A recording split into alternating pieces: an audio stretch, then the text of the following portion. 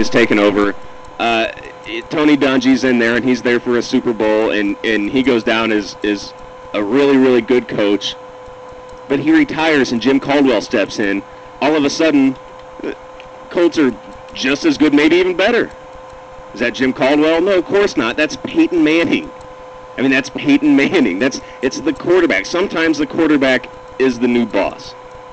The coach in Indy isn't Jim Caldwell. It's Peyton Manning. I mean, when it comes to personnel, then it's Jim Caldwell. When it comes to keep our starters out or put them in, then that's Jim Caldwell. But when it comes down to play calling and running the offense, all Peyton Manning. I mean, it's all Peyton Manning.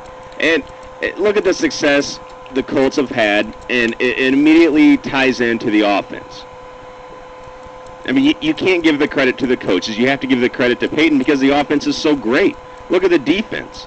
Every year the defense is anywhere from mediocre to awful, to absolutely awful.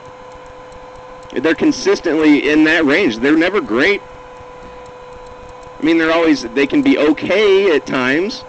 Bob Sanders and Dwight Freeney are healthy. They can be good, but they're never great, and they're sometimes incredibly brutal. And that's a fact, yet somehow the Colts are still right in the top tier every year, just making the playoffs and a threat to go all the way. Every single year. It's not the coaches, guys. It's sometimes quarterbacks run teams. Peyton Manning runs Indy, and right now Brett Favre is running Minnesota.